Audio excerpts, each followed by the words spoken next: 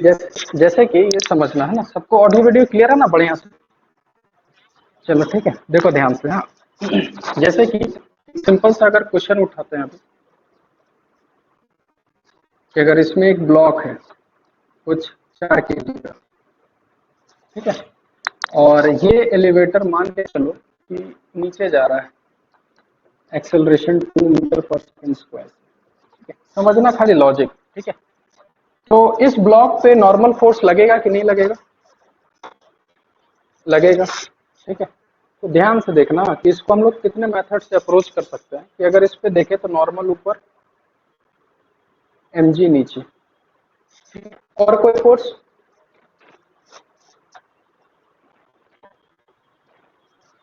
ठीक है।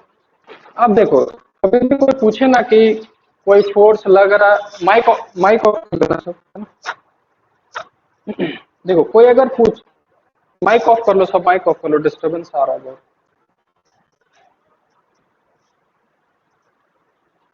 कर लिया सब कोई? ठीक है, देखो अगर इसमें कोई पूछे कि कोई फोर्स लग रहा नहीं लग रहा, तो सबसे पहले अपना फ्रेम डिसाइड करो कि कौन से फ्रेम के अकॉर्डिंग बात कर रहे हैं। तो जैसे अगर हम ग्राउंड फ्रेम से बात कर रहे हैं, तो अगर हम ग्राउंड फ्रेम से अगर देखेंगे, तो ग्राउंड फ्रेम से सिर्फ 2 फोर्स आएगा, नॉर्मल और 40। और अगर ग्राउंड फ्रेम से देखेंगे तो ये बॉडी मेरे को रुका हुआ नजर आएगा कि मूव करता हुआ नजर आएगा? क्या लगेगा? मूव करता हुआ।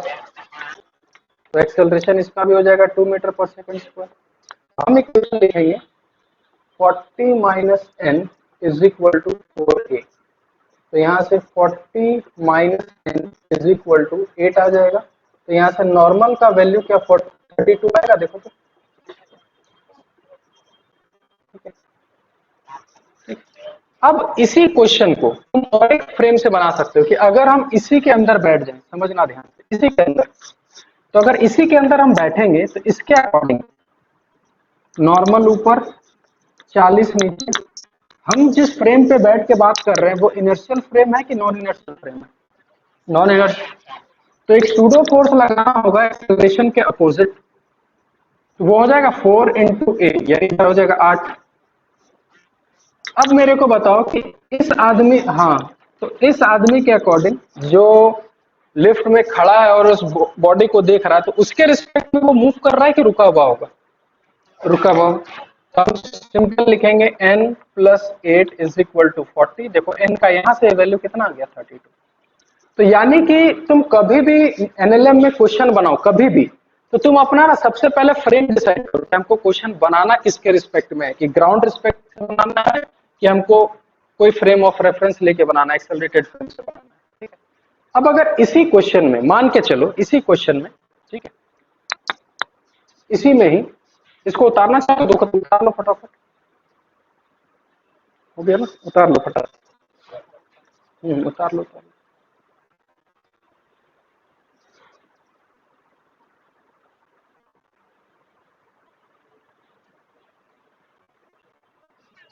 हो गया?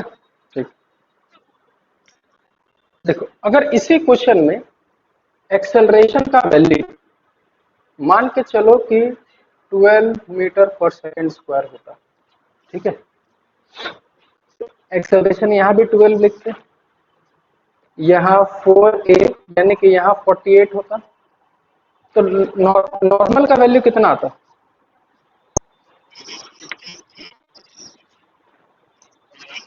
माइनस, ठीक है, ठीक है। अब समझना ध्यान से, हाँ, कि अभी तक हम लोग क्या पढ़ते थे कि अगर एक्सेलरेशन का वैल्यू हम कुछ माने और अगर उसका वैल्यू नेगेटिव आया तो डायरेक्शन रिवर्स कर देते हैं, लेकिन यहाँ पे नॉर्मल के साथ ऐसा नहीं है।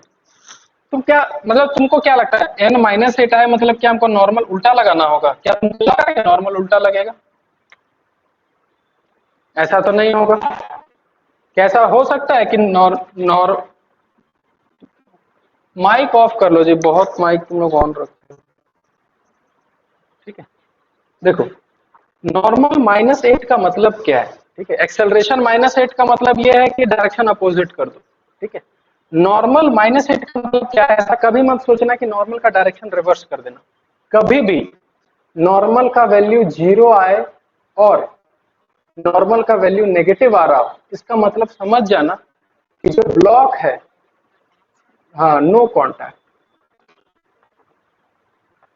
ये हमेशा याद रखना, कभी भी नॉर्मल का वैल्यू 0 आ रहा है या नेगेटिव आ रहा है, इसका मतलब कि उन दोनों पे कांटेक्ट होगा ही नहीं। अब तुम समझना, n is equal to minus आया, माइनस का मतलब ये समझ जाना, नेगेटिव का मतलब कि कांटेक्ट रहेगा ही नहीं। हाँ, तुम खुद समझो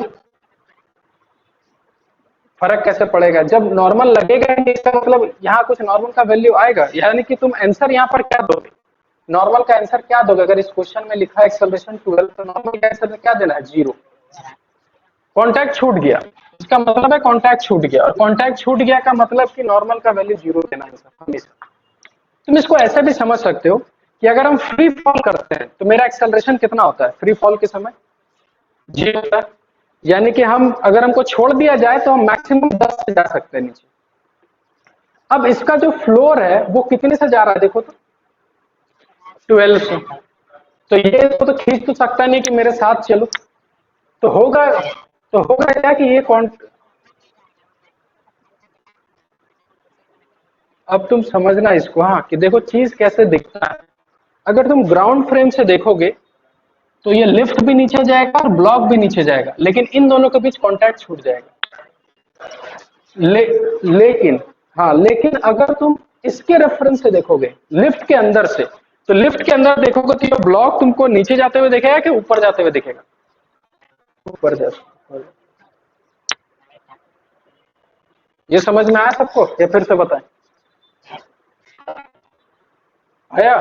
फिर से एक बार, ठीक है, ध्यान से समझो, ठीक है, कि जैसे कि हम ग्राउंड के रिस्पेक्ट में देख रहे हैं, ठीक है, ग्राउंड के रिस्पेक्ट में इसका माइक ऑन रहता है जी, बहुत डिस्टर्ब कर रहे हैं,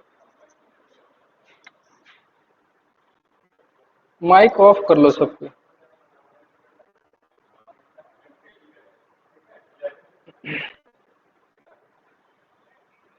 राहुल रुद्रा, माइक ऑफ कर लो भाई। हाँ, अब ठीक है। देखो देखो इसको ऐसे समझो कि मान के चलो ये कांटेक्ट है, ये सरफेस है और उसके ऊपर एक ब्लॉक, ठीक है। तो अगर हम धीरे धीरे नीचे लेके जा रहे हैं तो ये ठीक है कांटेक्ट में रहेगा, लेकिन अगर बहुत स्पीड से लेके जाए, अगर तुम ऐसे प्रैक्टिकली देखो कि अगर इसको हम एक्सेलरेशन 12 कर दे तो ऑटोमेटिक क्या होगा कि कांटेक्ट छूट जाएगा। तो अगर ग्राउंड फ्रेम से देख रहे हैं तो क्या मेरे लिए चौक ऊपर जा रहा है कि अभी भी चौक नीचे ही आ रहा है, किधर जा रहा है, नीचे ही जा रहा है। लेकिन अगर हम इसी फ्रेम से देखेंगे, इसी फ्रेम से, तो मेरे को दिखेगा कि ब्लॉक यहाँ था, नीचे रखा हुआ था, और हम इसी फ्रेम से देख रहे हैं, तो मेरे रिस्पेक्ट में ब्लॉक नीचे जाएगा कि ऊपर जाते हुए दिखेगा, ऊपर जाते हुए। तुम इसको ऐसे भी देखो, ऐसे भी देखो, तुमको सब कुछ पता चल जाएगा। अगर हम इसके रिस्पेक्ट में इसका फ्री बॉडी डायग्राम बनाएं तो नॉर्मल ऊपर 40 और ऊपर क्या 48 लगाएंगे, देखो तो। अब हाँ, अब इसको देख के क्या लगता है कि यहाँ पर ऊपर 48 है, नीचे 40 है और नॉर्मल है, तो बताना ये ब्लॉक इधर टेंड करेगा मूव करने का, देखो तो, ऊपर की ओर, ठीक है, ऊपर की ओर। माइक माइक माइक माइक, हाँ, तो ऊपर की ओर जब मूव करेगा तो उस समय देखो ऊपर 48 है, नीचे 40 है, तो जाहिर सी बात है ये नॉर्मल लगने का तो बात ही पैदा नहीं होगा, क्योंकि ऊपर 40 है, नीचे 40 है। अब हम बोलेंगे कि मेरे रिस्पेक्ट में ये ऊपर एक्सेलरेट कर रहा है, और कितने से एक्सेलरेट करेगा, तो क्या बोल सकते हैं net force 48 minus 42 divided by 4, यानी 6 डिवाइडेड बाई 4। ये समझ में आया कि नहीं आया, देखो 40 होगा, 40 तो 8/4 यानी कि 2 मीटर पर सेकेंड स्क्वायर। 48 कैसा है, हम जिस फ्रेम में हैं, जिस फ्रेम में हैं उस फ्रेम का एक्सेलरेशन है 12, और हम कौन से फ्रेम में है, नॉन इनर्शियल फ्रेम में, और हम जब भी नॉन इनर्शियल फ्रेम में रहेंगे और जिस बॉडी को वॉच करेंगे उस पर एक सूडो फोर्स लगाना होगा एक्सेलरेशन के ठीक अपोजिट, और कितना लगता है, मास इंटू एक्सेलरेशन 48। अब ऊपर 48 नीचे 40, तो जाहिर सी बात है कि हमको लगेगा कि ये ब्लॉक ऊपर जाएगा, तो नेट फोर्स कितना हो गया 48 माइनस 40 डिवाइडेड बाई इसका मास कितना है 4, तो आंसर कितना हो गया 2 मीटर पर सेकेंड स्क्वायर।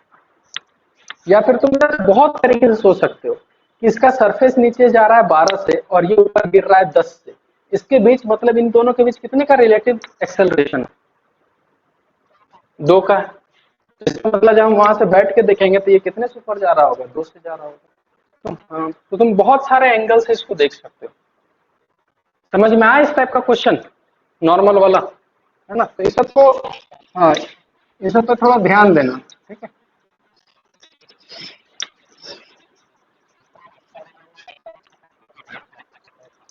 क्या क्वेश्चन था? हाँ हाँ हाँ, तो उसी टाइप से बनेगा, तुम देखना एक बार ट्राई करके, ठीक है? बनाने का बन जाएगा एक, ठीक है? ठीक है।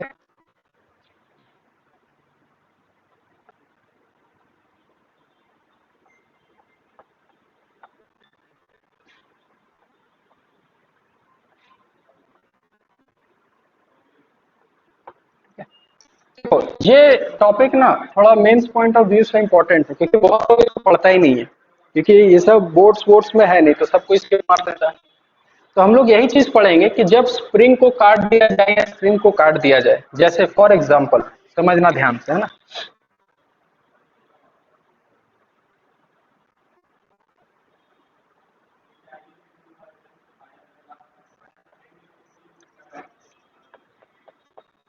कुछ इस टाइप का है, इधर भी m और इधर भी m, दोनों का मास सेम है। ये सिस्टम रुका हुआ नजर आएगा कि चलता हुआ नजर आएगा? दोनों तरफ है, रुका हुआ। और ये स्प्रिंग जो है वो कंप्रेस्ड होगा कि इलोंगेटेड होगा, कैसा होगा? इलोंगेटेड होगा, ठीक है? तो देखो, स्प्रिंग का क्या कहानी है, समझना ध्यान से, बस इसको समझना, मेन कंसेप्ट। स्प्रिंग का ये कहना है कि spring force on any body does not change instantaneously, ठीक है?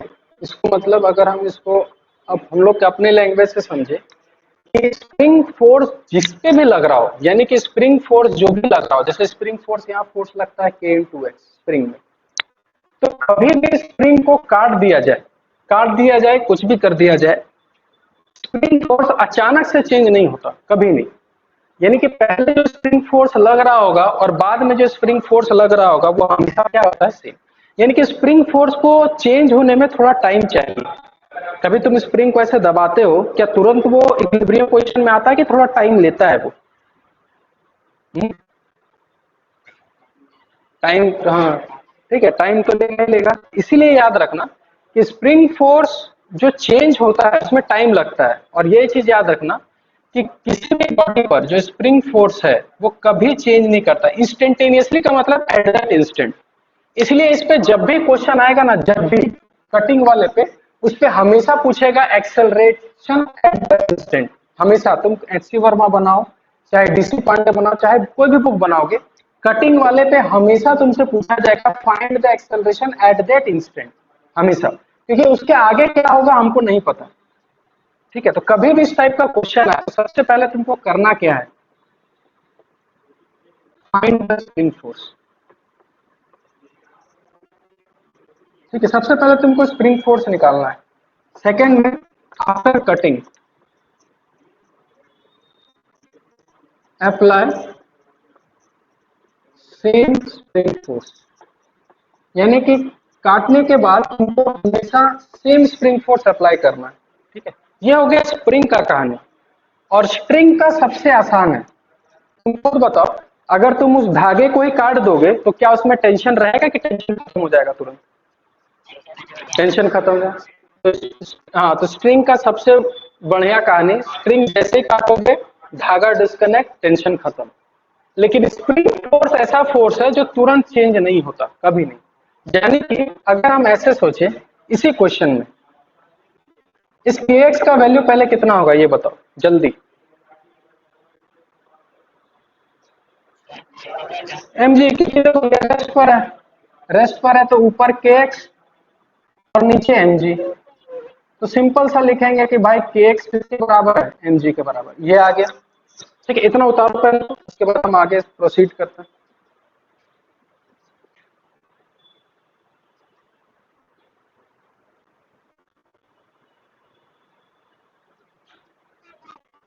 ठीक,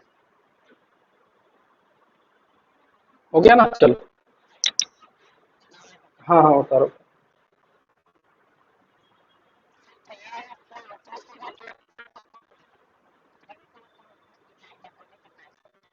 हाँ सर, देखो एक चीज अभी बताएंगे, स्प्रिंग के यहाँ काटो इधर, ठीक है। अगर स्प्रिंग पे काट देंगे तो खत्म, स्प्रिंग ही खत्म तो स्प्रिंग फोर्स खत्म। लेकिन अगर इधर काटेंगे तो अभी भी स्प्रिंग इलोंगेटेड रहेगा ना जी, और इलोंगेटेड रहेगा मतलब कि उसको तो कुछ खींचेगा ही। हाँ, लेकिन अगर स्प्रिंग पे काट दोगे तो फिर खत्म, सब कुछ खत्म हो जाएगा।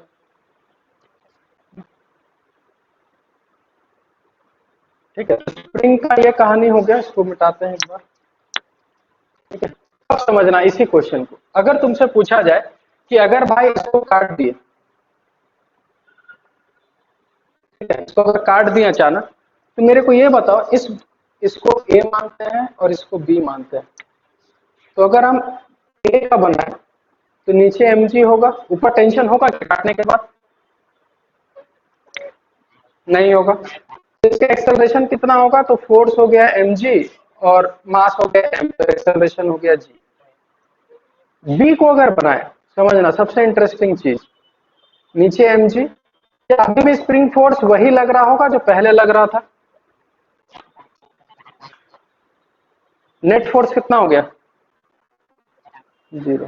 तो एक्सेलरेशन पे कितना हो जाएगा, समझ में आया? तो यही करना है, कभी भी स्प्रिंग को काटने वाला क्वेश्चन आए, कुछ भी करना है, तुम्हारा पहला एम होना चाहिए कि सबसे पहले हम स्प्रिंग फोर्स कैलकुलेट कर लेंगे कि पहले लग कितना रहा था, और काटने के बाद स्प्रिंग फोर्स पहले जितना लग रहा था अभी भी उतना ही लगेगा, उसके बाद हम लोग निकाल लेंगे। इसमें किसी को कोई डाउट है तो बताओ, कहीं भी कुछ भी डाउट? ठीक है, चलो, तो एक काम कर, क्या बोल रहे हो?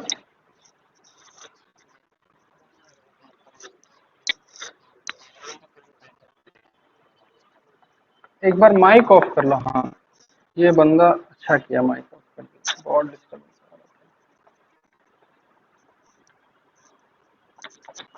चलो अब तुम लोग को एक क्वेश्चन देते हैं। ठीक है, अब हम कुछ समझाएंगे नहीं, हम सिर्फ क्वेश्चन लिखेंगे, तुमको आंसर बताना। Find the acceleration of both the blocks, दोनों ब्लॉक का एक्सेलरेशन बताना। If spring at point P is cut, try करो तो इसको जितना जल्दी हो सके। और एक और चीज, ठीक है, एक ये हो गया ए, एक काम करो, इसको P और इसको Q देते हैं। नेक्स्ट क्वेश्चन सब कुछ वही है, Q इज कट, यानी एक बार P को काटना है, फिर एक बार Q को काटना है, अलग अलग क्वेश्चन। सेम क्वेश्चन एक बार P को काटो, फिर सेम क्वेश्चन एक बार Q को काटो, और मेरे को आंसर बताओ कितना कितना दोनों का। चलो,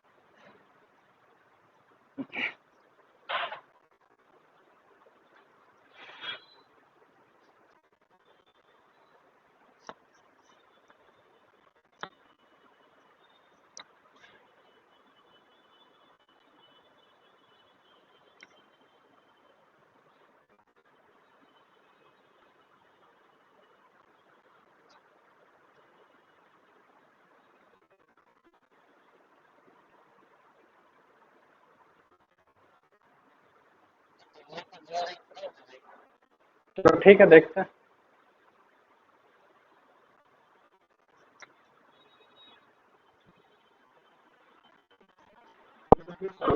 हाँ, 304।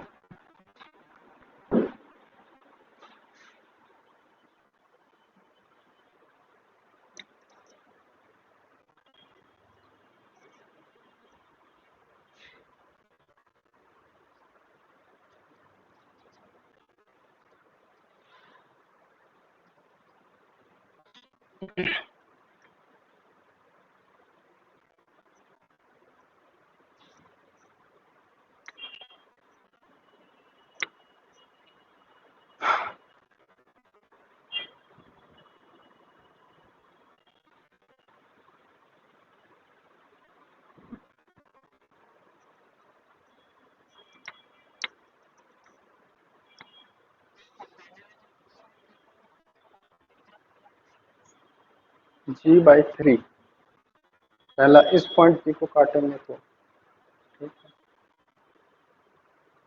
देखते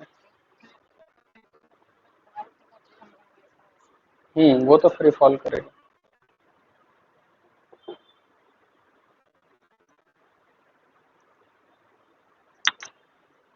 ठीक है, देखो ये सब कंसेप्चुअल क्वेश्चन है, इसको ट्राई करो, जहां गलती होगे वहां सीखोगे, एकदम पक्का गारंटीड है।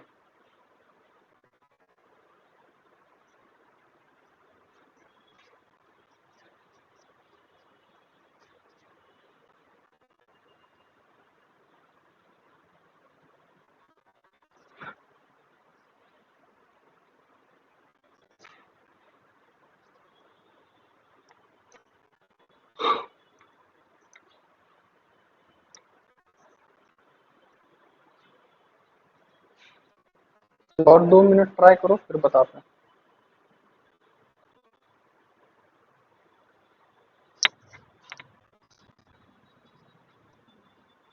टोटल कितना?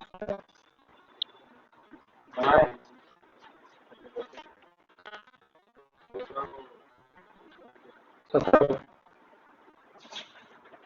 अरे एक काम करना, तो क्लास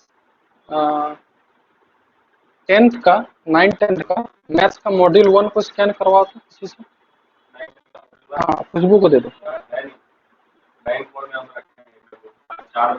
अच्छा, कोई भी 10th का मॉड्यूल है मैथ्स का? एक,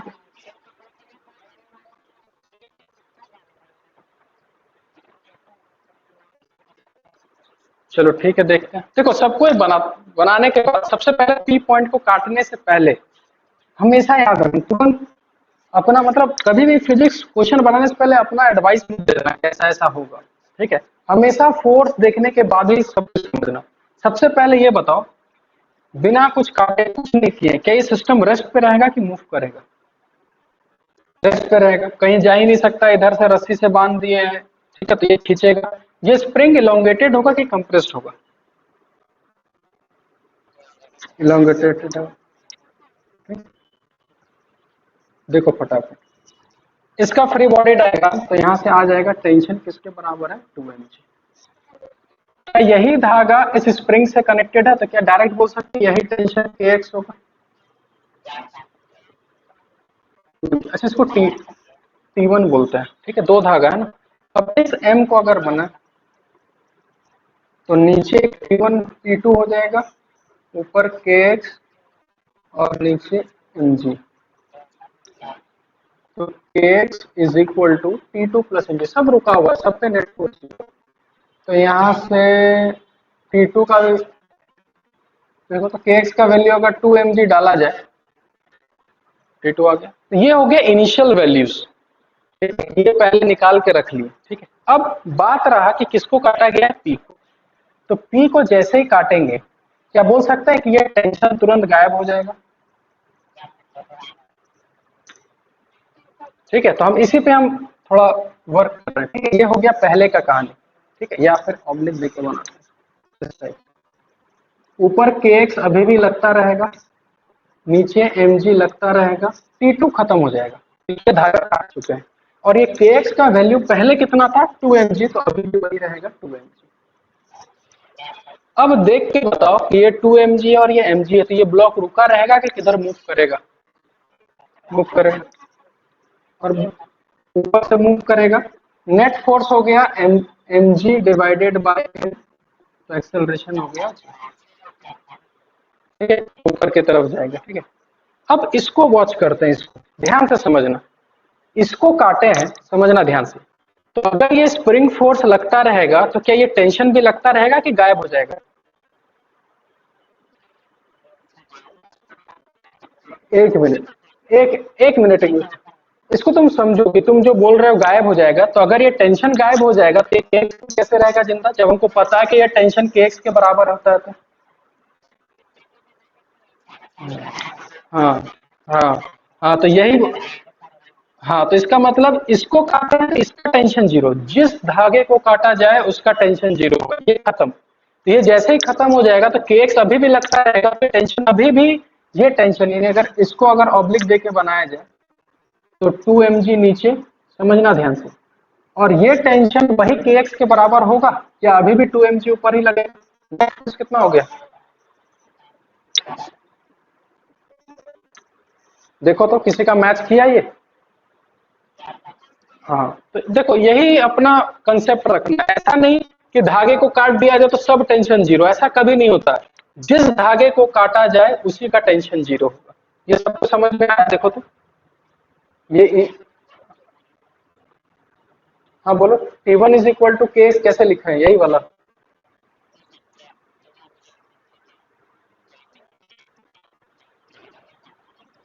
यही चीज तो हम तुझे समझा रहे हैं, हम सारा बात कब कर रहे हैं? एट दैट इंस्टेंट, उसी इंस्टेंट पर जैसे काटे उसी समय बताना है, यानी सारा चीज हम लोग पढ़ रहे हैं इंस्टेंट का। उसके बाद ये कहाँ जाएगा, ये किधर जाएगा, कितना एक्सेलरेशन होगा, क्या वेलोसिटी होगा, उसके बारे में ना तुमसे कोई पूछेगा, ना क्वेश्चन कभी आएगा। तुम S C Verma, DC Pandey, कोई भी बुक उठाना, उसमें हमेशा लिखा रहेगा एट दैट इंस्टेंट।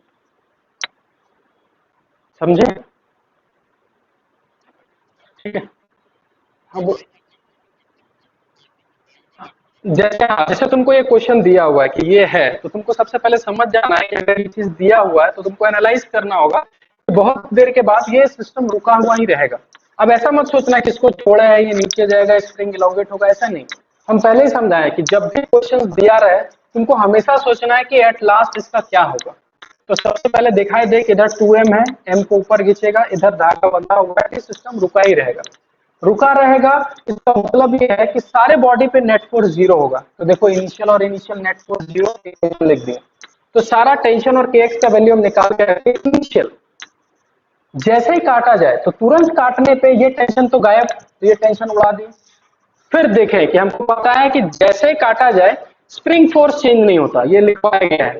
तो जितना स्प्रिंग फोर्स पहले था उतना ही स्प्रिंग फोर्स लगाए अभी भी, और एमजी नीचे, टेंशन खत्म हो गया। फिर देखें कि ऊपर 2 mg है, नीचे mg है, इसका मतलब नेट फोर्स ऊपर है, ऊपर जाएगा। और कितने का नेट फोर्स है? mg डिवाइडेड बाय उसका एक्सेलरेशन हो गया। फिर हम ये देखें कि यही स्प्रिंग फोर्स इस धागे से भी जुड़ा है।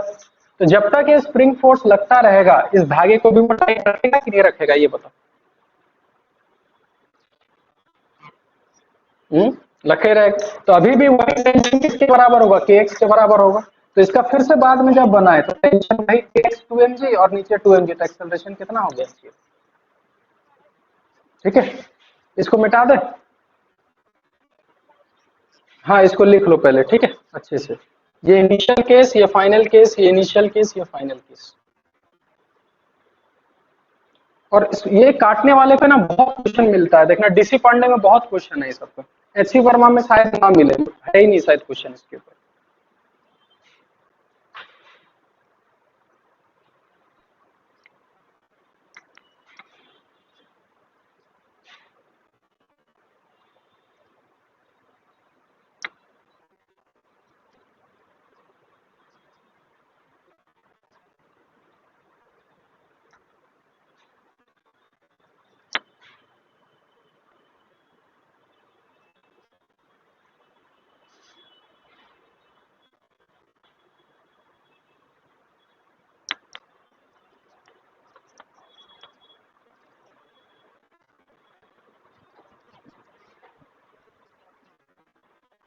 हाँ, एक का जीरो इधर वाले का, और इसका जी आएगा ऊपर, ये अब इसको तुम अपने हिसाब से एनालाइज करके बनाओगे ना, ऐसा तुमको लगेगा कि ये काटेंगे तो ये नीचे जाएगा, ये भी नीचे जाएगा, तो उस हिसाब से देखोगे ना, तुम्हारा आंसर कभी मैच ही नहीं करेगा। इसलिए पहले से जजमेंट नहीं बना लेना कि अब ऐसा ही होगा। हमेशा फ्री बॉडी डायग्राम बनाओ, जो कंसेप्ट उसको लगाओ, उसके बाद जज करो कि कौन किधर जा रहा है, कैसे हो रहा है। ठीक है, इसको एक बार मिटाते हैं हम। ठीक है, उसके बाद हम डिस्कस करते हैं क्यू पॉइंट का। ठीक है, ठीक है, इसको नहीं मिटाते हैं क्योंकि ये जो पहले कहानी था वो अभी भी रहेगा। ठीक है, इस क्यूब ये वाला काटेंगे ना, इसको ध्यान से थोड़ा समझना, लॉजिक लगा के। इस 2m का अगर बात किया जाए तो इसको अगर काट दिया जाए तो ये टेंशन अब रहेगा कि नहीं रहेगा? नहीं रहेगा। तो 2mg ये ब्लॉक नीचे ही जाएगा, एक्सेलरेशन बोल सकते हैं 2mg divided by 2m free fall जिससे। ठीक है, अब इस m का देखना, हाँ ध्यान से,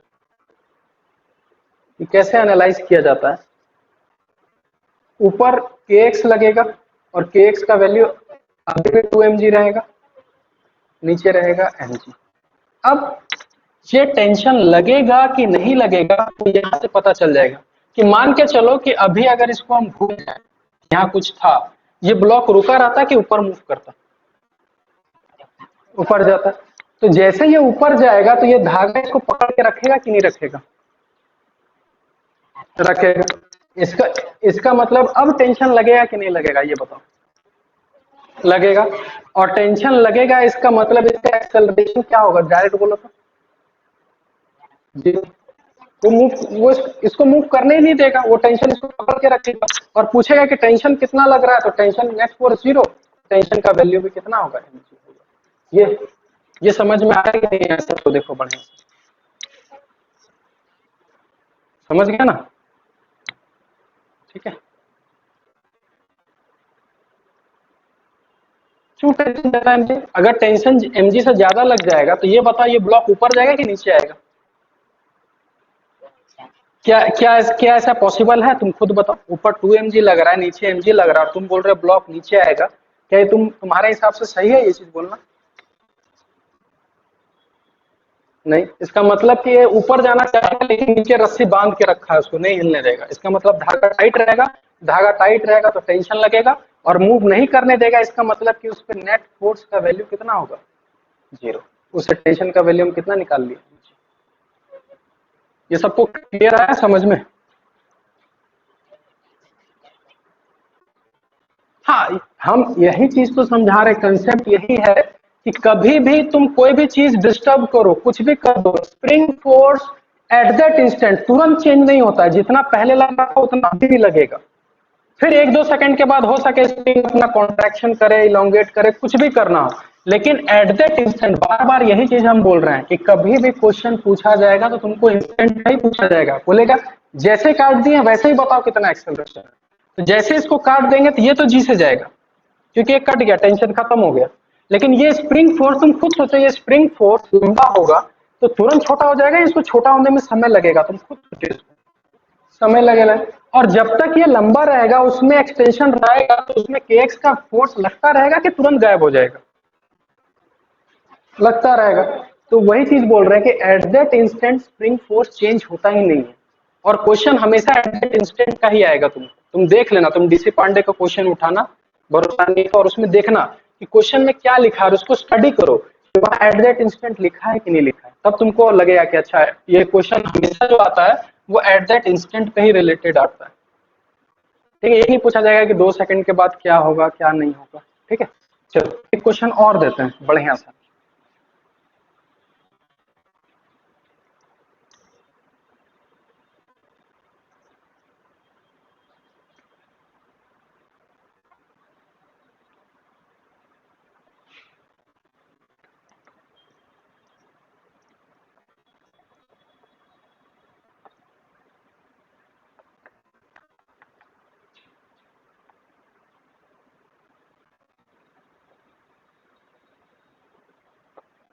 ठीक है, सेम क्वेश्चन है, find the acceleration of all the blocks. इसको 3m कर देते हैं। और ये सबसे इंपॉर्टेंट क्वेश्चन है, इसमें बहुत कुछ सीखोगे, बहुत कुछ। ठीक है, एक्सेलरेशन बताना है सारे ब्लॉक्स का, इस पॉइंट को अगर कट कर देंगे तो।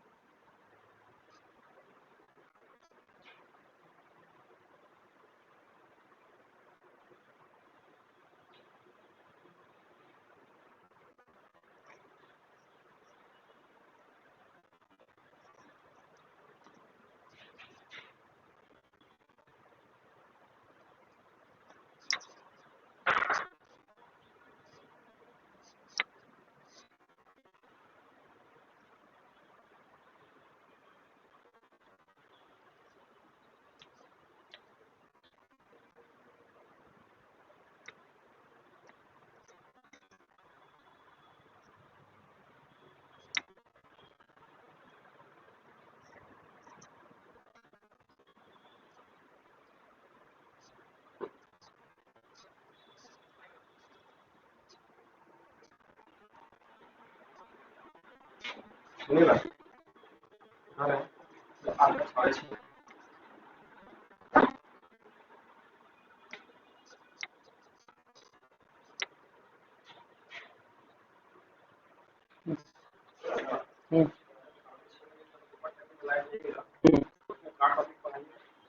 हम्म, सर्कुलर मोशन। अगर नया बच्चा कोई दूसरे को तो समझ में आएगा, हम कर लो, हम कर लो ना। तो अभी हमको मतलब सारी चीज़ दूसरे को नंबर दे, तो लोग को हम बोलेंगे 6:30 बजे से फिजिक्स भी उसमें होगा। हाँ। तो करके देखना, फ्यूचर में पढ़ता लोग कहीं। हाँ। वो लोग करेगा, ठीक ना। हाँ। तो आप चेक कर लीजिएगा 6:30 बजे वाला ध्यान से, ठीक ना। ठीक, आज फ्रिक्शन उसमें स्टार्ट कर दें, फ्रिक्शन नया चैप्टर स्टार्ट कर दें, और ऐसा पढ़ाएंगे ना कि मेरा बच्चा को सब कुछ समझ। हम मतलब सबको भी बोल देते हैं कि आज आप लोग बोल लीजिए 6:30 बजे से पहले क्लास में, ठीक ना।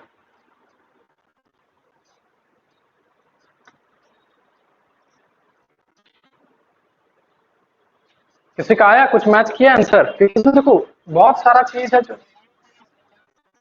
3M का तो जीरो होगा, ये तो निश्चित है। अगर तुम थोड़ा सा भी इसको अगर बढ़िया से समझ, हाँ इस M और 2M का सबसे, हाँ ये 3M का जीरो है। हम मेन हमको चाहिए M। देखो इसको, हाँ इसको ट्राई करो अच्छे से।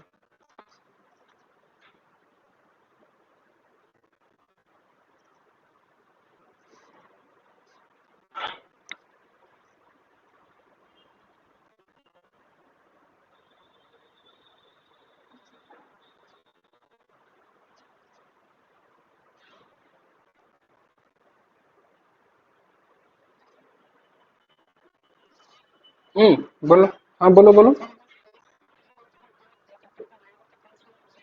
हम्म, वही वही तो हम, वही तो तुम लोग से हम देखना चाह रहे हैं कि तुम लोग क्या सोचते हो, कि इस टेंशन के बारे में तुम्हारा थिंकिंग क्या है। इसलिए तो हम वो क्वेश्चन दिए हैं। इसलिए तो हाँ, हाँ इसलिए बोल रहे देखो, खुद से जज मत करो कि होगा नहीं होगा, तुम फ्री बॉडी डायग्राम बनाओ ना जी, बस फोर्सेस पे एनालाइज करो कि क्या फोर्स लग रहा है, तुमको खुद ब खुद सारा कहानी क्लियर होता है।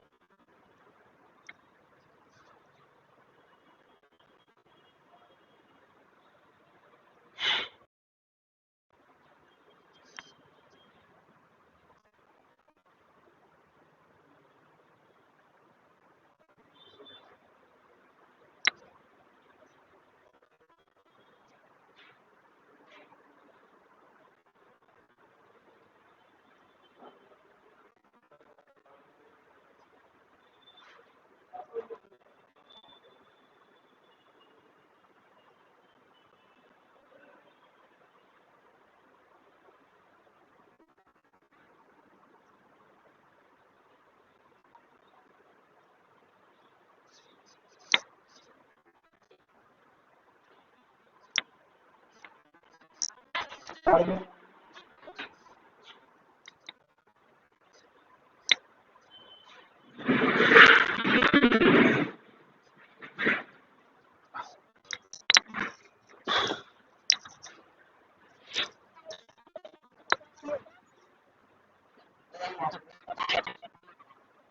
ठीक है, एक काम,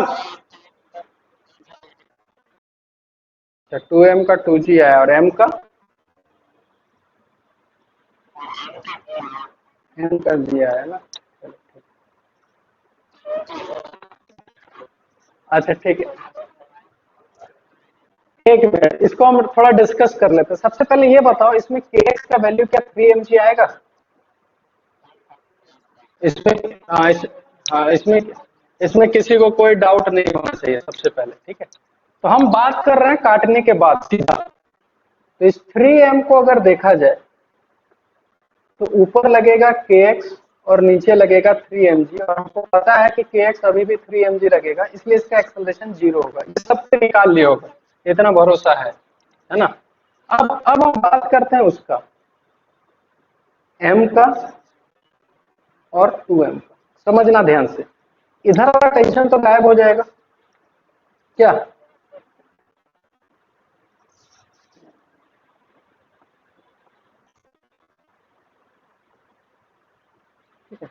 अभी इधर देखो, अभी उस जो टेंशन है ना, उसको भी हटा दो। माइक ऑफ कर लो, माइक ऑफ कर लो, सबसे पहले हम समझाते हैं बढ़िया। सबसे पहले ये सोचो, उस टेंशन वो जो ऊपर वाला जो है ना, वो वाला, उसको भी टेंशन को रहने दो, अभी उधर साइड रहने दो। पहले इधर की बात करते हैं कि इस m का देखा जाए तो kx और mg नीचे लगेगा, और इस 2mg नीचे लगेगा। अब इस kx का वैल्यू अभी भी 3mg होगा, है ना। तो टोटल जो नीचे फोर्स है, टोटल वो कितना हो गया? टोटल बोल सकते हैं 4mg। और इस वाले ब्लॉक पे नीचे 2mg। आप सब कुछ हटा दो, खाली इन दोनों को वॉच करो। इधर खींचने वाला फोर्स है 4mg और इधर खींचने वाला फोर्स है 2mg। तो तुमको क्या लगता है, धागा टाइट रहेगा कि लूज होगा? पहले ये बताओ। टाइट रहेगा, और टाइट रहेगा तो टेंशन लगेगा ही लगेगा। और दोनों में धागा सेम है, टेंशन सेम रहेगा। देखो इसलिए बोल रहा है ना, खुद से जज करना ही नहीं है कि क्या होगा क्या नहीं होगा। तुम आराम से डायग्राम बनाओ ना, फोर्स बनाओ, तुमको सब कुछ क्लियर होगा। अब तुम मेरे को ये बताओ कि ये दोनों जो ब्लॉक है, ये होता है, ये बताओ पहले। ये दोनों, ये इधर 4mg है, इधर 2mg है, धागा टाइट है। तो मेरे को अब बताओ, ये दोनों ब्लॉक किसी भी एंगल से रुका हुआ नजर आएगा? कभी नहीं। तो क्या बोल सकते हैं कि ये नीचे जाएगा और ये ऊपर जाएगा? क्योंकि एक ही धागा है, और ये जितना नीचे जाएगा उतना ही ये ऊपर जाएगा। ये दोनों का एक्सेलरेशन सेम होगा कि नहीं होगा? बस, अब एक्सेलरेशन एक लाइन में लिख सकते हो जी। बताओ, इधर खींचने वाला 4mg, इधर खींचने वाला 2mg। तो यानी कि 4mg हेल्प कर रहा है मोशन को और 2mg अपोज कर रहा है। तो नेट फोर्स कितना हुआ? और दोनों का मास कितना है टोटल? तो क्या आंसर 2g/3 होगा दोनों का? अब बताओ, इसमें कौन सा रॉकेट साइंस है?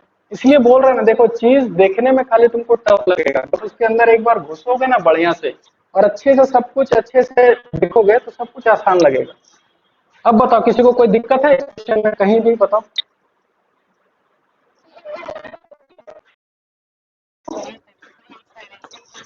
हाँ हाँ, बस इसीलिए हम ये क्वेश्चन दिए थे कि यही सब तो सोचना है जी। जो ये लोग सोच लेता है वही बस आगे निकल जाता है। हाँ बताओ, क्या डाउट था? बताओ, उसको क्लियर करते हैं।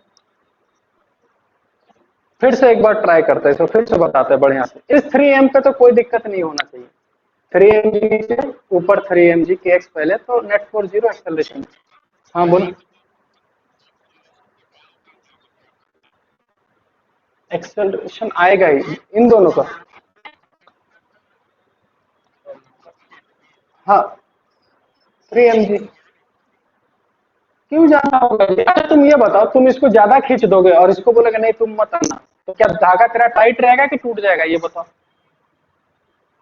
तो ऐसा कभी हो सकता है? सब चीज देखो लॉजिकली तुम्हारे पास ही आंसर है। तुमको लग रहा है कि इसका एक्सेलरेशन ज्यादा होगा और उसका कम होगा, ऐसा हो ही नहीं सकता है। दोनों एक स्ट्रिंग से कनेक्टेड है और हम लोग कंस्ट्रेंट पढ़ चुके हैं। अगर तुम एक्सेलरेशन अलग अलग भी मानोगे ना, इसका A1 और इसका A2, बस बस मतलब इसको अगर भूल जाया जाए तो क्या, देखो तो इसको तो काट ही दिए और इसको हटा, बन गया, देखो तो, है ना। नेट फोर्स बाय नेट मास, हो गया खत्म क्वेश्चन। अगर तुमको लगता है नहीं दोनों का अलग अलग मानना है तो मानो ना जी, मानने में कोई गलत नहीं है। जब A1 A2 माने तो दोनों के भी कंस्टेंट भी लगाओगे कि नहीं लगाओगे, ये बताओ। तो वहां से A1 A2 सेम आएगा कि नहीं आएगा? आएगा। इसीलिए मतलब क्वेश्चन कितना भी टफ आए, बस अपना कंसेप्ट खाली तुम उसको स्ट्रॉन्ग, उसके बाद तो नंबर ऑफ क्वेश्चंस कितना भी कुछ पूछा जाए कोई दिक्कत नहीं होगा, कहीं भी कोई एंगल से। हाँ बोलो। हाँ केस वाला बोलो। ठीक है।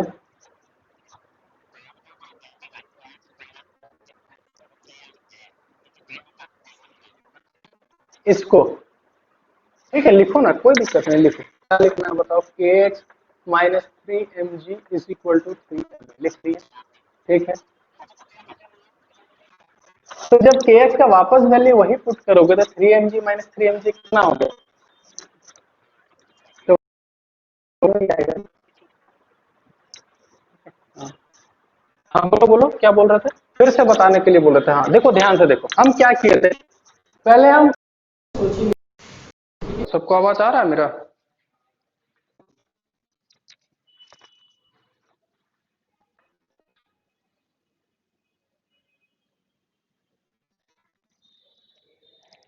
हेलो, आवाज आ रहा है ना सबको? देखो, देखो ये 4 इक्वेशन लिखने में तो किसी को कोई दिक्कत नहीं होगा मेरे ख्याल से। नहीं सर, ठीक है। अब लास्ट इक्वेशन देखो, सब पे देखो, इधर net force is equal to M है, इधर नेट फोर्स जीरो, इधर net force is equal to M है, इधर net force is equal to M. Last wedge constraint, जो नहीं पढ़े वो वीडियो देख लेना, जो पढ़े उसके लिए बता रहे हैं कि यही कॉमन नॉर्मल होगा, देखो तो ये वाला। ठीक है, अब ध्यान से समझना, A1 इधर, A2 इधर, और इसका वाला A3 इधर है। कैसे लिखते थे याद है? ये थीटा, हाँ ये थीटा,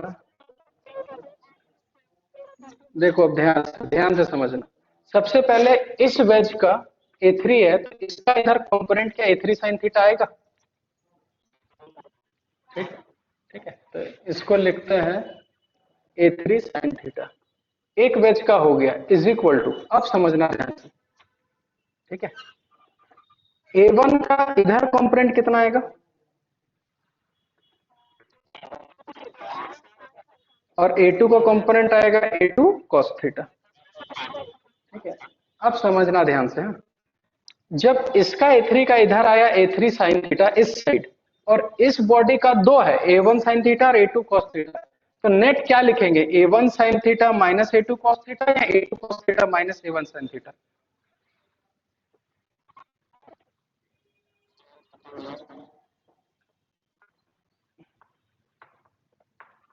अब हम ऐसा क्यों लिखे वो बताते हैं, ध्यान से समझना। वे हम लोग क्या बोले थे कि कॉमन नॉर्मल के अलोंग एक्सेलरेशन क्या होना चाहिए, सेम होना चाहिए। तो तो तो कॉमन नॉर्मल के अलोंग A3 का कंपोनेंट इस साइड A3 साइन थीटा है, देखो तो, है ना। तो इस वाले पॉइंट का भी नेट रिजल्टेंट इसी साइड होना चाहिए कि उस साइड होना चाहिए, इसी नीचे के साइड होना चाहिए, क्योंकि दोनों को एक साइड तरफ जाना होगा, एक्सेलरेशन सेम करना होगा। तो इस साइड A2 cos थीटा इधर है और A1 sin थीटा इधर है, तो A2 cos theta minus A1 sin theta लिखना कि A1 sin theta minus A2 cos। Resultant किधर जाना चाहिए, नीचे की ओर जाना चाहिए कि ऊपर की ओर? नीचे की ओर। तो इसीलिए हम लिखे हैं A2 cos theta minus A1 sin theta. ये सबको समझ में आया? फिर से बता रहा, फिर से हम जैसे क्या लिखते थे, जैसे हम लोग याद है कि अगर ये कॉमन नॉर्मल होता था ये वाला, ठीक है, तो मान के चलो ये A1 होता था, इधर A2 होता था, इसका भी इधर कंपोनेंट और इसका भी इधर कंपोनेंट सेम लिखते थे, दोनों का इसी साइड सेम। उसी तरीके से यहाँ पर दिक्कत क्या हो रहा है, A3 एक इसका एक ही कंपोनेंट है A3 cos, एक A3 sin थीटा आ गया इस साइड, तो इसका भी जो रिजल्टेंट होगा इस पॉइंट का, उसको भी इसी साइड आना होगा कि नहीं आना होगा, ये बताओ सेम करने के लिए। तो मेरे को ये बताओ, इधर अगर रिजल्टेंट इधर आना चाहिए तो A2 cos थीटा बड़ा होना चाहिए, A1 sin थीटा बड़ा होना चाहिए। A2 cos, इसीलिए लिखे A2 cos theta minus A1 sin theta. हमको पता है A2 cos थीटा बड़ा है, इसलिए लिखे A2 cos theta minus A1 sin theta. समझ में आया सबको? ठीक है, तो 5 इक्वेशन 5 अननोन सॉल्व हो जाना चाहिए। लेकिन हमको ना इस मेथड से नहीं करना है, हम बस बताएं कि ये आना चाहिए। कुछ अगर दिमाग ना चले तो ये करना आना चाहिए। ठीक है, अब समझाते हैं कि इसको जल्दी कैसे किया जाए। ठीक है, जब इस वेज को बनाए थे हम लोग, ठीक है, इधर आया था N2 sin थीटा आया था, नीचे आया था N2 cos थीटा, ऊपर एक N1 आया था और इसका एक्सेलरेशन A3 इस साइड है। क्या लिख सकते हैं? देखो तो N2 sin theta is equal to Ma3, ये तो पहले लिखे थे, अभी भी लिख सकते हैं। ठीक है, अब समझना ध्यान से कि अगर हम इसी वेज के ऊपर बैठ गए, ये एक्सेलरेटेड फ्रेम और इसके ऊपर हम बैठ गए, तो क्या हम इसके ऊपर अगर इस ब्लॉक को देखेंगे इसके ऊपर बैठ के, तो क्या हमेशा ये इसी साइड जाएगा एक्सेलरेशन इस? लेकिन एक खाली हमको चेंजेस क्या करना होगा, हम किस फ्रेम में बैठ गए? बस बस बस एक एक्सेलरेशन इसका है तो इसका इधर सूडो लगा दो, कितना M × A3। ठीक है, तो क्या यहां से, हाँ यहाँ कैपिटल एम क्यों होगा, हम किसको बात कर रहे हैं? जिसको ऑब्जर्व कर रहे हैं उसका मास, और जिस फ्रेम में बैठे हैं उसका एक्सेलरेशन। ठीक है, अब समझना है, क्या यहां पर A3 तो इधर से निकल जाए, क्या यहां से A निकाल सकते हैं कि नहीं निकाल सकते हैं? देखो हमको याद करो, अब एक्सिस ऐसा मानना होगा, एक्सिस ऐसा मानना होगा क्योंकि एक्सेलरेशन जो है मेरा वो इस साइड एक्सेलरेशन है, इस एक्सिस के अलावा, और इस एक्सिस के अलावा कोई एक्सेलरेशन नहीं, तो नेट फोर्स 0। लेकिन इस ब्लॉक का हमको फाइनल आंसर कैसे देना है, समझना ध्यान से। ये जो ए आया है एक्सेलरेशन, ये ग्राउंड के रिस्पेक्ट में आया है, इस वेज के रिस्पेक्ट में आया? वेज के रिस्पेक्ट में। इसका मतलब ए हो गया ये वेज के रिस्पेक्ट में, और ये वेज पूरा इधर से जा रहा है, देखो तो A3 से। तो जब हम ए निकाल लिए और A3 निकाल लिए, तो क्या बोल सकते हैं इस ब्लॉक का जो रिजल्टेंट एक्सेलरेशन होगा इन दोनों का रिजल्टेंट ही होगा। तो इसमें तुम क्या बच जाओगे, इसमें रिजल्ट तुम वेज कंस्टेंट से बच जाओगे, कोई वेज कंस्टेंट नहीं लगाना होगा। इसका मतलब ये है, यहां पर कितना अननोन है तुम ये बताओ, अननोन बताओ। 4 है, 4 है, N1 N2, ठीक है, A3 और A1, 4 अननोन है। ठीक है, और 4 अननोन के लिए 4 इक्वेशन काफी है। इस पे 2 इक्वेशन,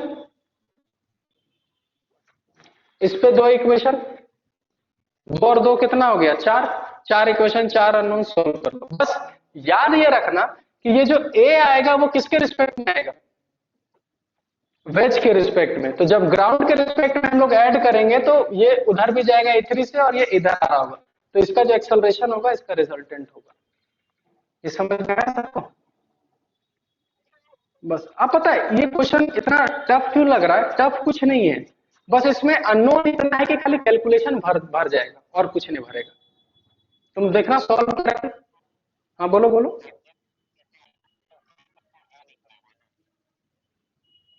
अरे देखो इस पॉइंट पे ना 3 फोर्स है, नॉर्मल है, mg है और ma3 है, और हम एक्सिस ऐसा लेंगे, तो किस किस फोर्सेस का कंपोनेंट आएगा, mg का और ma3 का, नॉर्मल का कंपोनेंट नहीं आएगा। और इस एक्सिस में नेट फोर्स 0 होगा, और इस एक्सिस में net force is equal to mass, खाली mg का ही कंपोनेंट आएगा कि ma3 का भी कंपोनेंट आएगा इस एक्सिस में? ma3 का भी आएगा। समझे कि नहीं समझे? ठीक है, अब जानते हो इसी को और कितना टफ किया जा सकता है, वो भी चीज बताते हैं। ठीक है, ध्यान से देखना।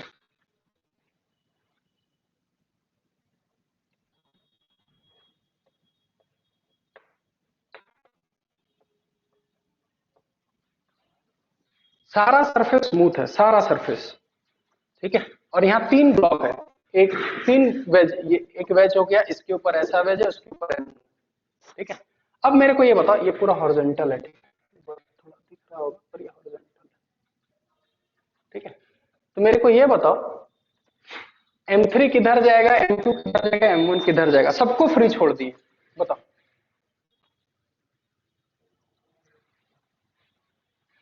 बस इसमें एनालाइज करो, इसमें हम कुछ सॉल्व हम नहीं करवाएंगे, हम बस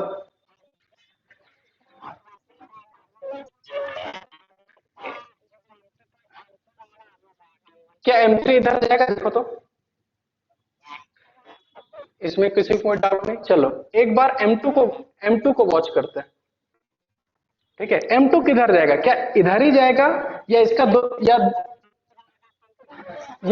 या फिर या ऐसा ले सकते हैं A2 A3 सब ग्राउंड के रिस्पेक्ट, ठीक है। बस एक काम बताओ, इस M1 का एक्सेलरेशन किधर होगा, बस हम इसको देखना चाहते हैं, आंसर क्या दोगे।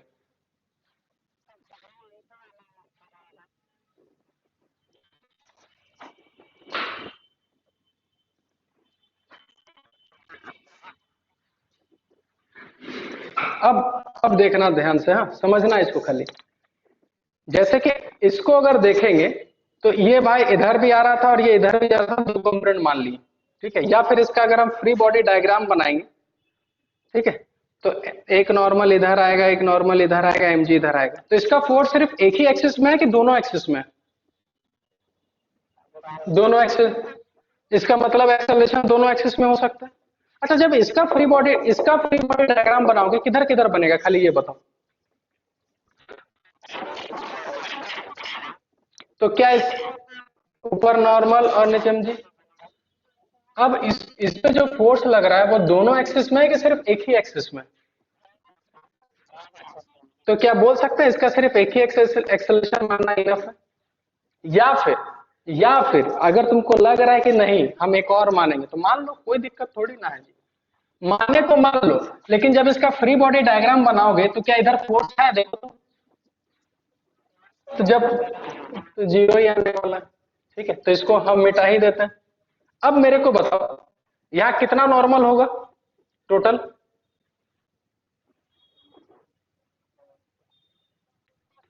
एक, दो, तीन, तीन, तीन नॉर्मल, और कितना एक्सेलरेशन है? चार, चार एक्सेलरेशन, तीन और चार, टोटल अननोन कितना हो गया? तो 7 अननोन है, तो 7 इक्वेशन लिखना होगा। क्या लग रहा है 7 इक्वेशन लिख पाओगे, देखो तो अच्छे से। 5 मिलेगा, इस पे दो, इस पे दो, इस पे एक ही लिख पाओगे। दो और दो चार और एक पांच, बचा रिमेनिंग दो, वो कहां से आएगा? अब हाँ,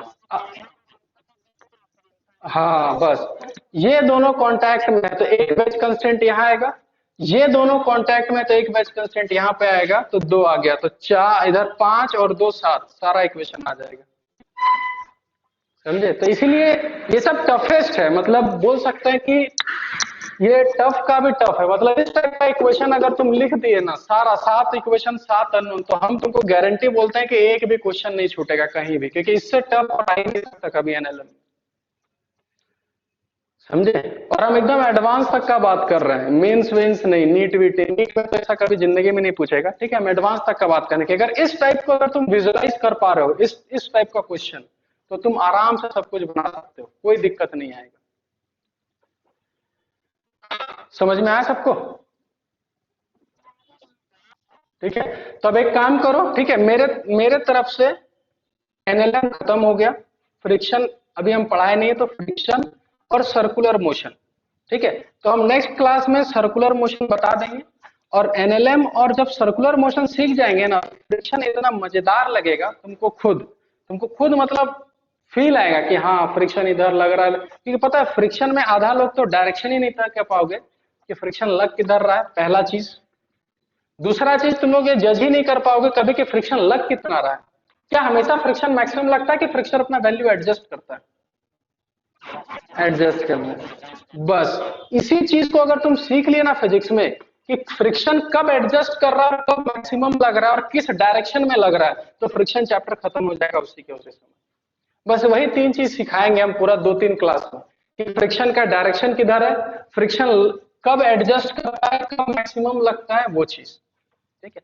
मेरे को ये चीज बताओ, खाली एक क्वेश्चन, हाँ, कि अगर हम एक रफ टेबल पे एक ब्लॉक रखें और उसको दो हॉरिजॉन्टल फोर्स लगा रहे हैं, इसका मतलब ऐसे समझ कि एक हॉरिजॉन्टल सरफेस है और इसके ऊपर ये ब्लॉक रखा हुआ है, एक फोर्स इधर से एक फोर्स इधर से। ठीक है। फ्रिक्शन कितना लगेगा, एक लगेगा फ्रिक्शन कि दो लगेगा फ्रिक्शन दोनों साइड से, बताओ।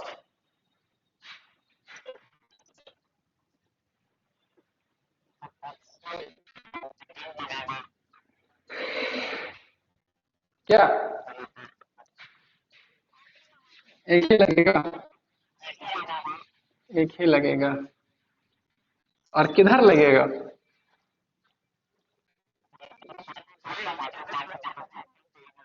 अच्छा, एक मिनट, फ्रिक्शन का जो डायरेक्शन होता है, ये सब पढ़ेंगे, वैसे हम पहले से पूछ रहे हैं, फ्रिक्शन का डायरेक्शन लोग डिसाइड कैसे करते हैं कि फ्रिक्शन लगता किधर है?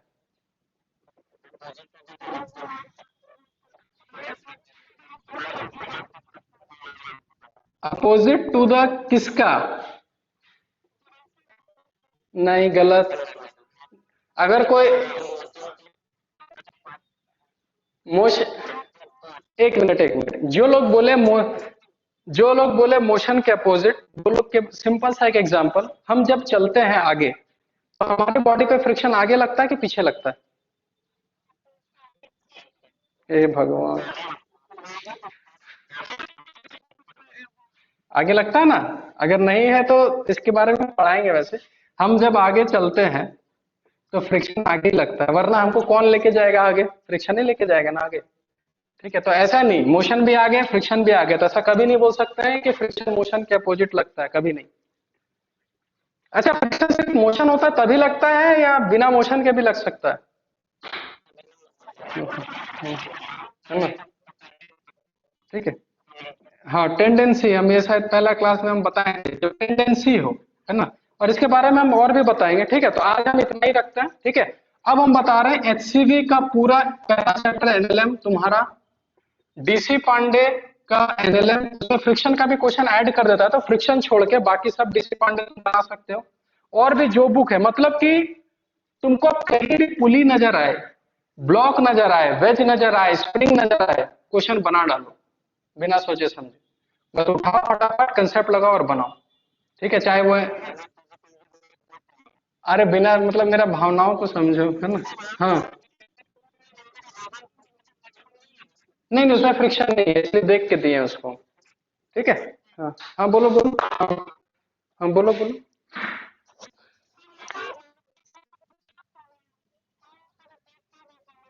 कौन सा ब्लॉक का क्वेश्चन बताए थे, 3 ब्लॉक वाला?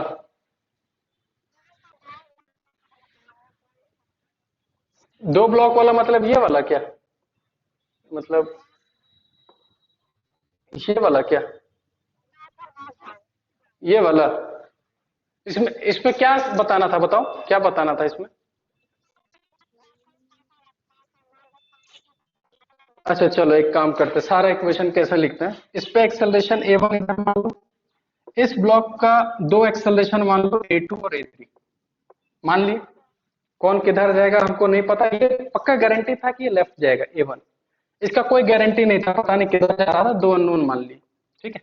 जब इसका फ्री बॉडी डायग्राम हम बनाएंगे, नॉर्मल और mg का, ठीक है, तो इसमें दो इक्वेशन लिखा जा सकता है, देखो तो, एक एक्स एक्सिस में और एक वाई एक्सिस में, दो इक्वेशन यहाँ से। इसमें भी जब बनाएंगे तो इसका भी एक्स और वाई में दो इक्वेशन आएगा,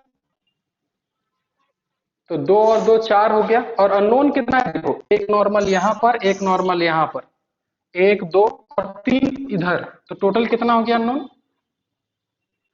5। और चार लिख चुके हैं, तो एक बचा रहा, तो लास्ट वाला कहां से आएगा? वेज कंस्टेंट पढ़े हो वेज कंस्टेंट या नहीं? लेट ज्वाइन किए हो क्या? हाँ तो एक काम करना, जो लेट ज्वाइन किए हो देखना इसी ऐप में, ठीक है, फिजिक्स का वीडियो डला होगा, ठीक है, क्विक रिवीजन के नाम पे 1 2 3 ये सब। तो उसको आराम से घर में बैठो, ठीक है, और उसको देखते रहो। उसमें देखना वेज कंस्टेंट कहीं पढ़ाए होंगे, स्ट्रिंग कंस्टेंट भी पढ़ाए होंगे, तो उसको देखो, ठीक है। और उसको जैसे सीख जाओगे ना, तो यहाँ वेज कंस्टेंट अपने आप लिखना सीख जाओगे। इसीलिए होता है न्यूटन लॉ ऑफ मोशन का बेसिक बहुत इंपॉर्टेंट, इसलिए हम स्टार्टिंग में बेसिक ही पढ़ाए थे, ठीक है। तो इसलिए बेसिक, हाँ बोलो बोलो।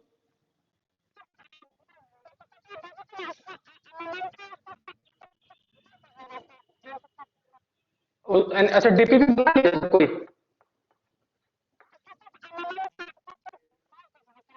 ठीक है, ठीक है, हम आंसर की भेज देंगे, ठीक है, सॉल्यूशन नहीं भेजेंगे, सिर्फ आंसर की, है ना? ठीक ठीक ठीक, ठीक है। और कोई दिक्कत किसी को? हाँ बोलो बोलो। टेस्ट, ये सब ना, ये सब देखना डीसी पांडे में मिल जाएगा आराम से, डीसी पांडे में आराम से मिलेगा ये सब टाइप। डाउट्स है ना, तो एक काम करना, डाउट के लिए कल मेरा क्लास है ना, कल कब है, फर्स्ट में है कि सेकंड में है? कल मेरा क्लास है, नहीं है कि नहीं देखना है। परसों है ना, तो परसों मेरा जब भी क्लास रहेगा ना, कब फर्स्ट टाइम है कि सेकंड टाइम है? फर्स्ट टाइम है, 12 बजे से ना, ठीक है। तो उसमें हम क्या करेंगे कि परसों जब मेरा क्लास रहेगा 12 बजे, हम